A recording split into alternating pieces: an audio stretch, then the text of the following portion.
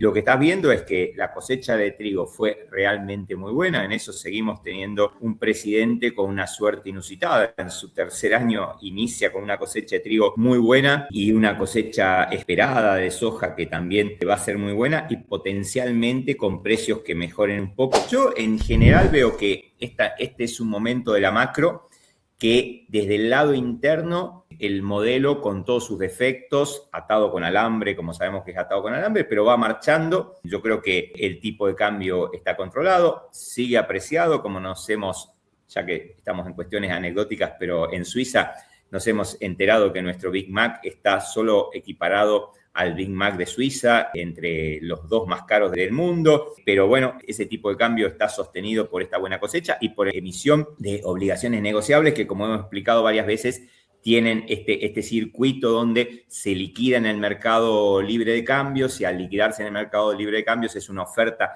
importante que se genera y lo mismo debe estar pasando con los créditos en dólares, producto del aumento de los depósitos en dólares. Entonces, el tipo de cambio está relativamente controlado. A mí me parece muy bien que el gobierno haya cambiado hacia lo que veníamos reclamando hace un año y medio, que era que acumulara reservas. Me parece que esa política está bien. Obviamente tiene costos en haber ido hacia una política cambiaria un poco más flexible, que le va a generar mayores costos en términos de inercia inflacionaria, pero ¿Cuál es el costo? ¿Pero cuál es el costo? ¿El nivel de el mayor costo es que tal vez tengas que ir llevando el dólar a un nivel ya de por sí, te lo admite el techo de la banda, que vas a poder estar más cómodo con un deslizamiento del dólar que posiblemente te meta un poco de inercia en la inflación. Me parece que el gobierno se ha resignado a eso de tener una inflación un poco más alto. Eso no es para nada peligroso. Me parece que los escalones son escalones que se bajan más lentamente. No será, como decía Milei, salvo que haya una recesión brutal, ¿no? O que dejen la tasa en cualquier nivel, pero no vamos a tener una inflación de cero en ningún momento del año, pero me parece que es probable que hacia la segunda mitad del año estemos en inflaciones en torno al 2%, etcétera. Siempre y cuando, porque, insisto, esto se da en un contexto donde el tema fiscal también está bien, pero hay otros temas que están mucho más dudosos. El tema de actividad, yo no soy tan optimista como el Fondo Monetario. Ellos siempre están obligados, obviamente, a ser optimistas, como todo pronosticador oficial no puede decir lo que ve, sino lo que espera que ayude a que haga converger las expectativas. Las tasas relativamente siguen altas y volátiles, y los salarios me parece que se están convirtiendo, junto con el nivel de actividad, en otro de los puntos de anclaje posible de inflación. Entonces, en eso te da un contexto de una macro que está andando en forma regular.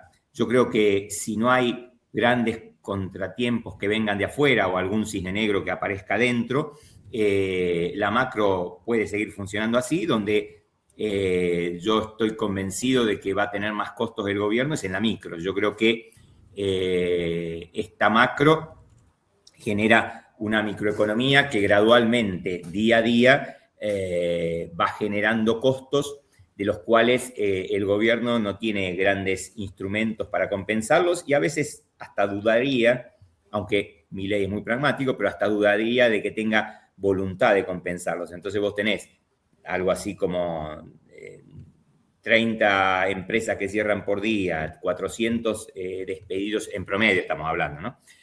Por día. Claramente ves que un montón de actividades no han cerrado, pero están al borde o reduciendo personal o concentrándose en la importación y no en la producción. Me parece que esa micro va a ser la demandante, ¿no?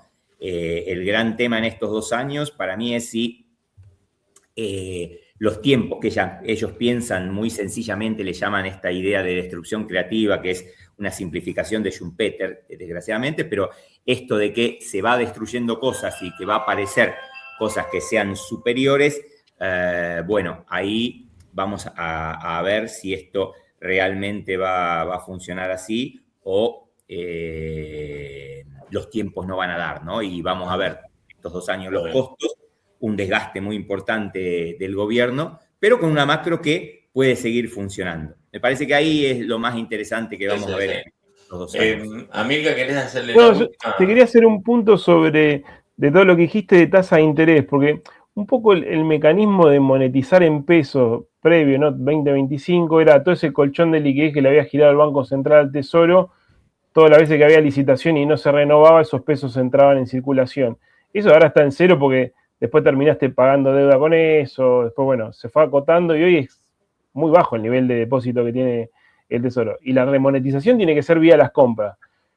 Si lo neteás hoy, bueno, compró el Banco Central, algo el Tesoro también estuvo vendiendo, bueno, si lo neteás, bueno, hubo una remonetización por esa vía, pero si puede que te quedes corto hasta, bueno, o sea, el grueso de la liquidación y de las compras yo creo que va a estar en el segundo trimestre del año. Si queda medio corto eso, vemos que se están empinando un poco las tasas de interés. No hay un riesgo estos hasta que llegue la cosecha gruesa que las tasas de interés permanezcan elevadas un poco y ya el crédito está un poco medio con índice de incobrabilidad altos. Sí, yo creo que ellos van a ser muy pragmáticos en eso. Yo creo que está ese peligro. Igual falta bajar encaje, falta algunas cosas también que estaban previos, pero bueno. Que haya alguna remisión de utilidades importante, que eso podría ser una cuestión que pase. Pero me parece que está la cuestión de ciertas cosas todavía que tienen la política monetaria, como bien dijiste, bajar encajes, y es probable que de alguna forma busquen la forma de no absorber los pesos que vayan entrando con la compra de reservas, ¿no? Entonces, me parece que si bien la idea es que la tasa más o menos se ubique donde tenga que estar, no van a ser tan kamikaze de dejar que vaya a cualquier lado, porque todavía tienen instrumentos. Martín o camarada. No, yo le quería hacer uno de los temas que habíamos tocado. ¿Cómo ves la dinámica esto de la disparada del oro, la plata, en ese contexto, ¿no? Es decir, bueno, el dólar es el refugio por excelencia, ¿no? Es la moneda fuerte del mundo, pero bueno, hay algunas dudas de decir, bueno, esto va a seguir, ¿no? Esa dinámica de oro y plata tiene que ver con eso, tiene que ver con otra cuestión, tiene que ver con lo que los bancos centrales están acumulando o están tratando de evitar al dólar. ¿Cómo ves esa dinámica y me parece que hay una mezcla ahí, Amilcar, como muy parecido a parte de lo que se vivió en los 70, ¿no? O sea, tenés un montón de dudas sobre el dólar, tenés otra vez un comportamiento de Estados Unidos donde privilegian los aislacionistas por sobre los globalistas. Entonces, como dijo Connally en su momento, el dólar es nuestra moneda, pero es vuestro problema, o sea, arréglense.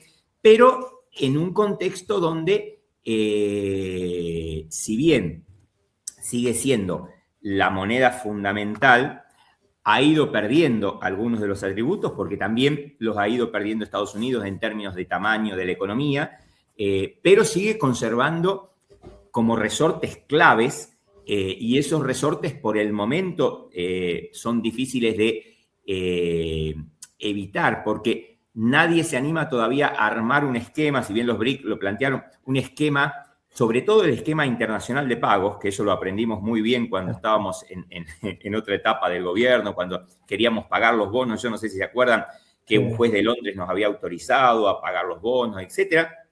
Y el sistema financiero internacional, la arquitectura financiera internacional, es muy particular porque tiene una especie de embudo que pasa por Manhattan Sur y si el juez que estaba en ese momento, que era Griesa o Ares Presca o quien sea, pero Estados Unidos tiene una capacidad para controlar todavía los pagos internacionales que es alucinante. El otro día Varoufakis, que nadie le dio bola, planteaba lo que le había pasado a un juez de la Corte Penal Internacional, de que porque Estados Unidos lo puso en una lista, el tipo no puede usar tarjeta Visa, no puede hacer transferencias bancarias, un juez de la Corte Penal Internacional no puede recurrir a ningún instrumento financiero que esté asociado con una empresa de Estados Unidos. Porque vos decís, no, mi Visa la tengo, es lo que nos pasaba a nosotros.